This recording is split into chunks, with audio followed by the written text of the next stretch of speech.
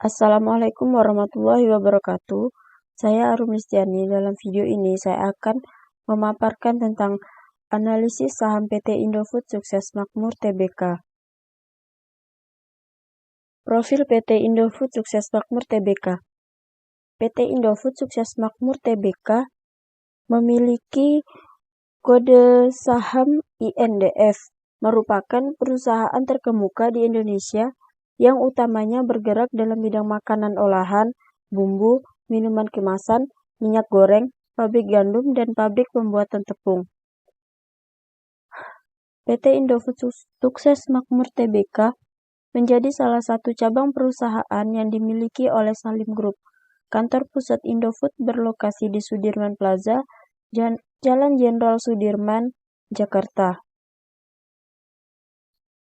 Sedangkan pabrik dan perkebunan Indofood, entitas anak dan entitas asosiasi berlokasi di berbagai tempat di Indonesia, antara lain di Pulau Jawa, Sumatera, Kalimantan, Sulawesi, dan di luar negeri, antara lain Malaysia, Arab Saudi, Mesir, Turki, Kenya, Maroko, Serbia, Nigeria, dan Ghana.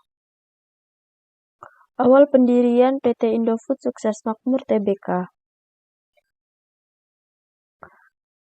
PT Indofood Sukses Makmur Tbk didirikan pertama kali tahun 1990 dengan nama awal PT Panganjaya Inti Kusuma yang didirikan oleh Sudono Salim. Kemudian pada tahun 1992 terjadi pengambil alihan seluruh kepemilikan saham dari PT Sanmaru oleh Salim Group, yang mana PT Sanmaru adalah pencetus mie instan cup pop mie dan produk-produk makanan ringan lainnya seperti Citato, Jets, Cheetos, dan Lays. Kemudian pada tahun 1994, PT Indofood Sukses Makmur lahir bersamaan dengan akuisisi 18 perusahaan lain yang saat itu juga merupakan bagian dari Salim Group. Dan PT Indofood Sukses Makmur resmi menjadi perusahaan terbuka atau TBK dengan mencatatkan diri ke Bursa Efek Indonesia tepatnya pada tanggal 14 Juli 1994.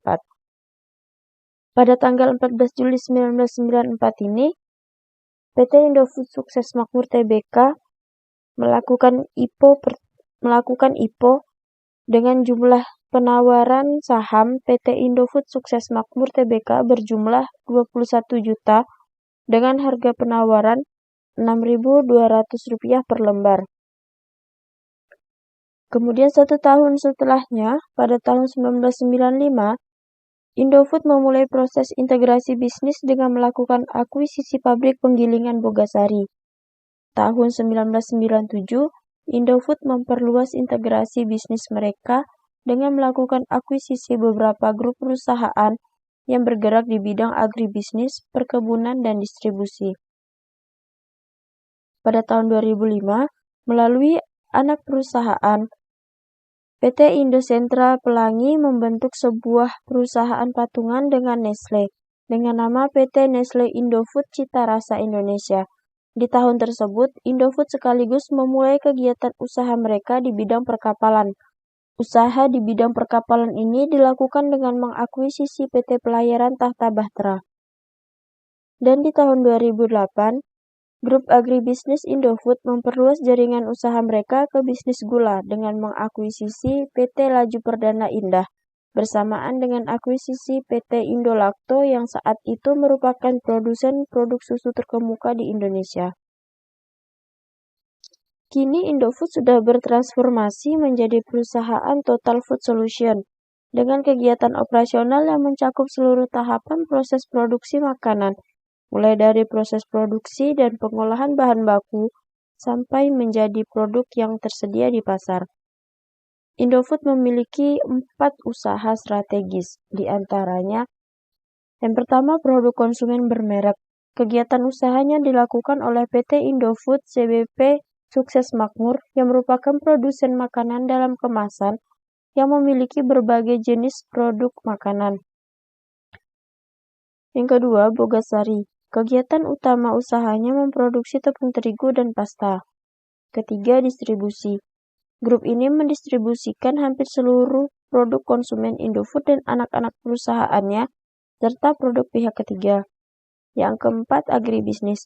Kegiatan operasionalnya dijalankan oleh PT Salim Infomas Pratama Tbk dan PP Landen Sumatera Indonesia Tbk. Kegiatan usaha utamanya meliputi penelitian dan pengembangan, pembibitan, pemuliaan, pengolahan kelapa sawit hingga produksi dan pemasaran minyak goreng, margarin, dan shortening bermerek.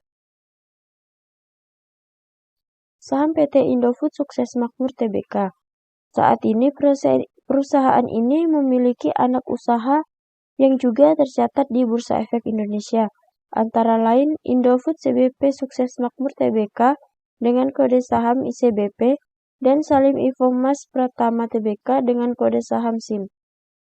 Pada tahun 1994, INDF memperoleh pernyataan efektif dari Bapepam LK untuk melakukan penawaran umum perdana saham INDF kepada masyarakat sebanyak 21 juta dengan nilai nominal Rp1.000 per saham dengan harga penawaran Rp6.200 per saham. Saham-saham tersebut dicatatkan pada Bursa Efek Indonesia pada tanggal 14 Juli 1994. Perusahaan ini nyaris pailit ketika krisis moneter tahun 1998, namun kembali bangkit ketika kekuasaan tertinggi perusahaannya diambil alih oleh Antoni Salim. Bisnisnya sukses karena produk-produknya dekat dengan masyarakat, menjadikan saham INDF banyak diincar oleh investor asing maupun investor domestik. Ini adalah grafik harga saham INDF dalam 5 tahun terakhir. Tahun 2018, harga saham INDF berada pada harga Rp8.075 per lembar di awal tahun. Namun di bulan Oktober 2019, harga per lembar sahamnya menurun di angka Rp5.575 per lembar. Di awal tahun 2020, naik Rp8.250 per lembar. Pada awal tahun 2021, harga sahamnya kembali mengalami penurunan menjadi Rp6.825 per lembar dan di awal tahun 2022, harga saham INDF menurun menjadi Rp6.275 per lembar. Hingga 18 April 2022, saham INDF berada pada harga Rp6.125 per lembar. Totalnya, dalam 5 tahun terakhir, harga saham INDF menurun sebesar 23,68%.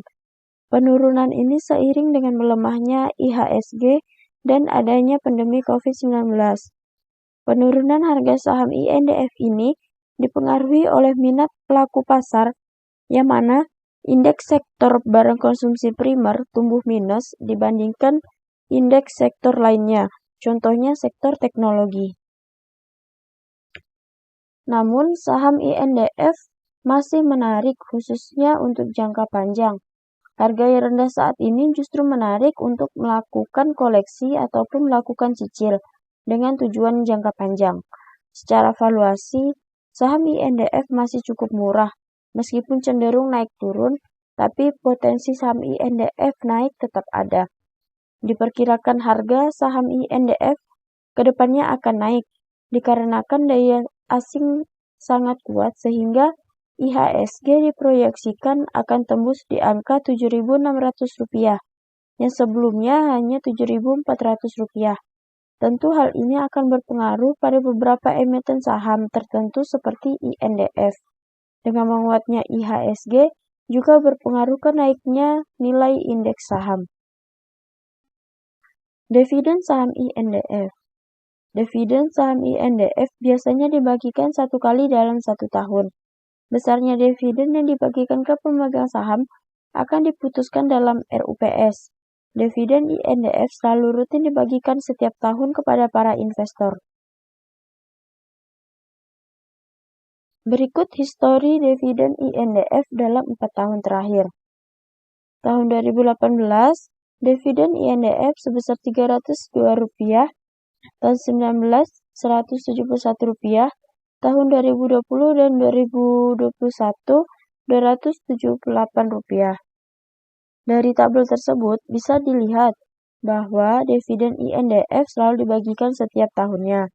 Konsistensi saham INDF membagikan dividen dari tahun ke tahun menunjukkan bahwa PT Indofood Sukses Makmur Tbk memiliki kinerja yang bagus, sehingga dividennya dibagikan.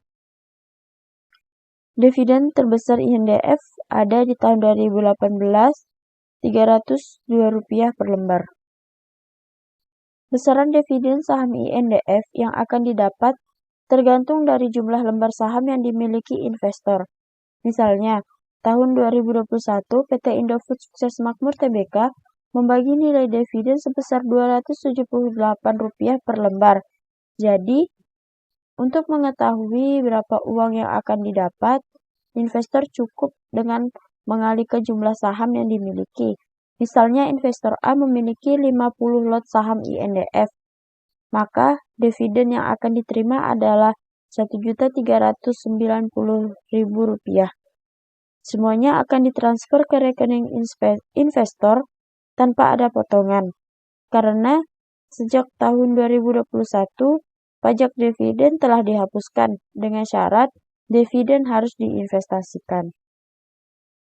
Sekian pemaparan dari saya, kurang lebihnya saya mohon maaf. Wassalamualaikum warahmatullahi wabarakatuh.